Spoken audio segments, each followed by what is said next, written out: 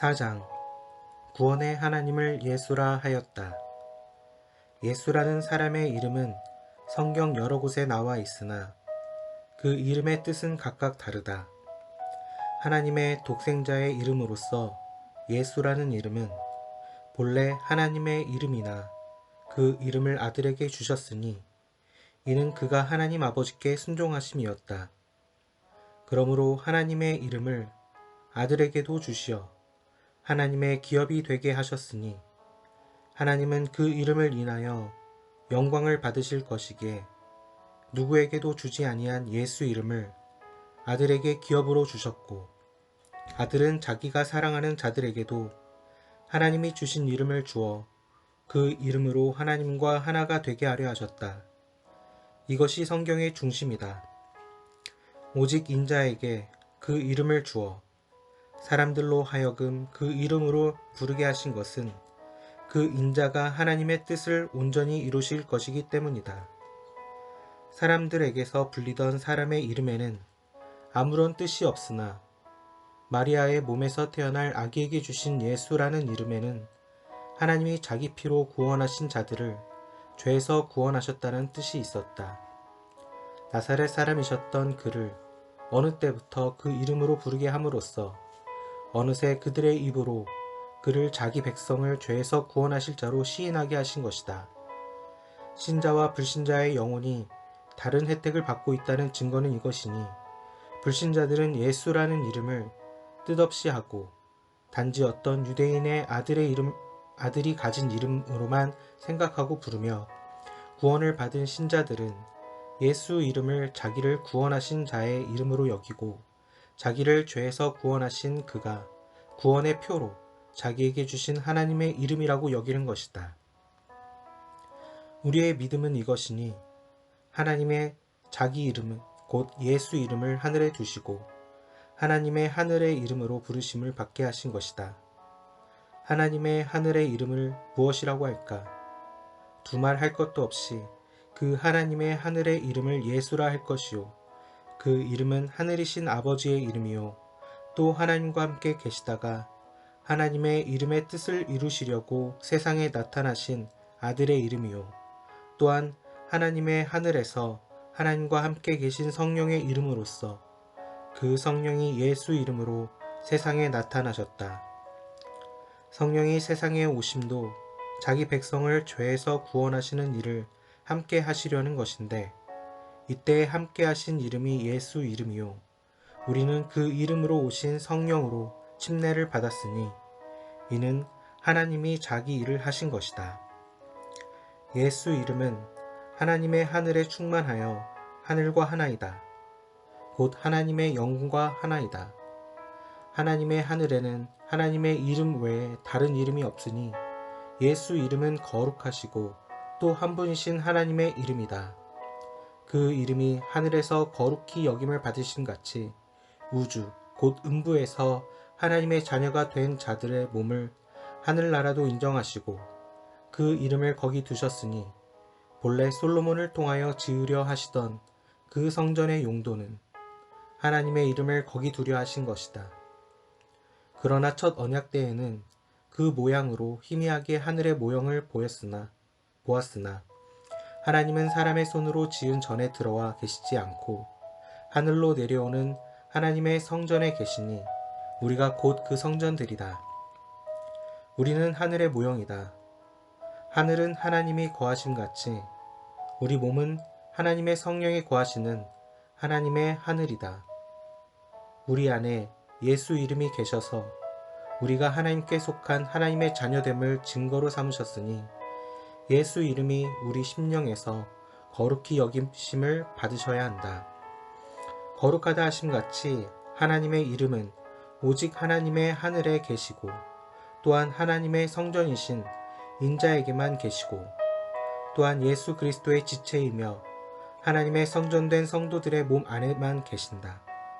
귀신들이 성도들을 알아보는 것도 성도들의 얼굴 색깔을 보고 아는 것이 아니라 성도의 몸 안에 계신 그 이름을 알고 떠는 것이다. 그러므로 예수를 믿는 성도들은 자기 안에 계신 그 이름으로 귀신을 이기고 귀신의 왕 바알세불이 주인 노릇하지 못하도록 능히 추방할 수 있다. 성령은 예수 이름으로 우리를 침례로 옷을 입히시고 예수 이름으로 우리 안에 계시니 성령이 영원히 떠나지 않으심같이 구원은 영원한 기업이 된 것이다. 하나님의 하늘에 예수 이름 외에 또 다른 이름이 있는 줄 안다거나 성도가 된 자기의 몸 안에서 예수 이름 외에 또 다른 이름이 있으면 결국은 영적인 갈등이 일어날 것이요 둘 중 하나를 선택해야 할 것이다. 사람의 명예도 하나님의 이름을 가리는 그늘이 될 것이고 사람의 이름을 받는 영광도 마찬가지로 하나님의 이름을 가리는 그늘이 될 것이니 이런 사람에게서는 하나님의 이름의 영광이 나타나지 않는다. 우리의 믿음은 하나님의 이름의 영광으로 충만하여 하나님의 사람이요 하나님의 영광의 자녀가 되는 것이요 그 자녀된 영광의 표가 있어야만 그 이름이 거룩히 여기심을 받으시는 것이다. 우리의 기도가 무엇인가? 하나님의 이름이 거룩히 여김을 받으시옵소서 하는 것이 아닌가? 빛과 어둠이 어찌 함께하며 의와 불법이 어찌 함께 있을 수 있는가? 신자라는 자들에게 능력이 나타나지 않는 것과 귀신들을 제어할 권세가 없는 까닭이 무엇일까? 바로 예수 이름과 예수의 이름의 자격과 그 권위가 없기 때문이다. 하나님의 뜻으로 나타나신 예수 이름이 거룩히 여기심을 받아야 할 중요한 체험이 없기 때문이다. 어떻게 해야 하나님의 이름이 거룩히 여김을 받게 할꼬? 비유컨대 국비를 드리고 시민들의 혈세를 모아서 축구장을 크고 웅장하게 잘 지었다. 수만 석의 의자가 준비되었고 여러가지 부대 시설이 잘 준비되었고 마침내 경기하는 날이 되어 사방에서 관중들이 몰려와 새로 지은 그 화려한 축구장을 꽉 메웠다. 경기가 진행되기 전에 축하하는 행사도 있었고 아나운서도 감격하여 소리를 높여 마이크에 대고 소리를 질렀다. 국민 여러분, 우리가 그토록 마음을 다하여 축구장을 지었습니다. 온 국민이 방송과 TV에서 눈을 떼지 마시고 집중하시길 바랍니다. 우리 모두는 이 날을 위하여 준비하였고 이 날을 위하여 헌금하였습니다.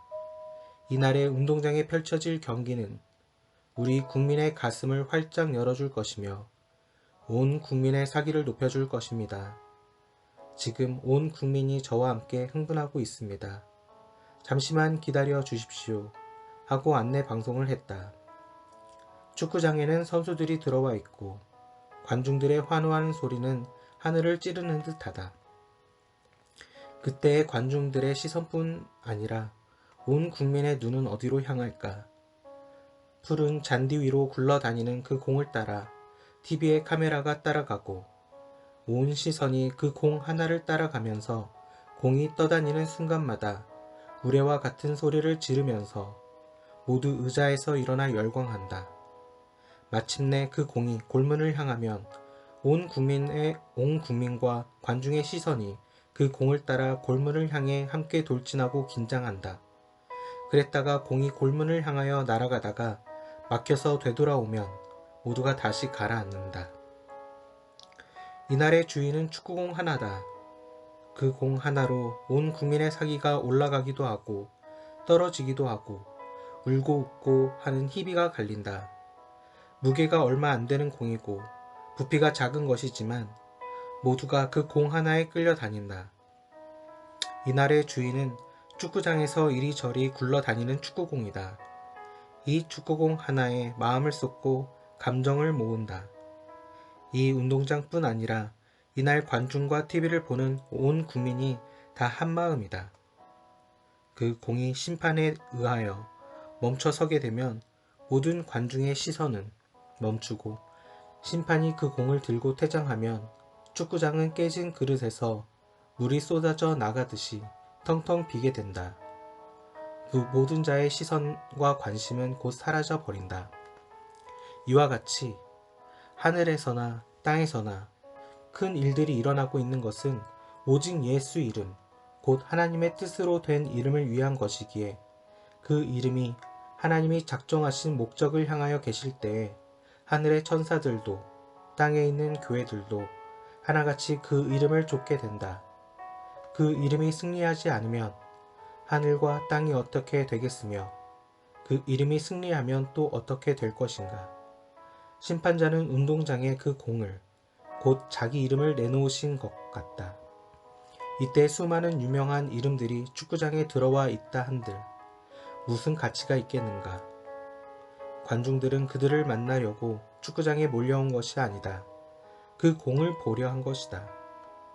다윗은 하나님께서 하나님의 이름을 거기 두리라 하신 성전을 자기가 짓겠다고 부르짖었으나 하나님은 그 일을 솔로몬에게 맡기셨고 솔로몬은 자기의 권한과 용기를 다하여 천하의 제일 훌륭한 성전을 지었다. 이 소식은 세계로 퍼져나갔다. 그리하여 남방의 여왕은 황금을 싣고서 솔로몬을 보기 위하여 그 먼 길을 오지 않았던가. 하나님의 이름을 위하여 그 이름만이 솔로몬의 권세와 용기로 일한 결과를 빛나게 하신 것이다. 물론 다른 나라들은 그들의 왕을 거기 모시려고 이보다 더 큰 궁전을 지을 수도 있지만 이는 하나님과 무관한 경영일 뿐이다. 우리가 예루살렘을 향하여 손을 들고 기도하는 것과 축복하는 것은 거기 하나님의 이름을 두셨기 때문이다.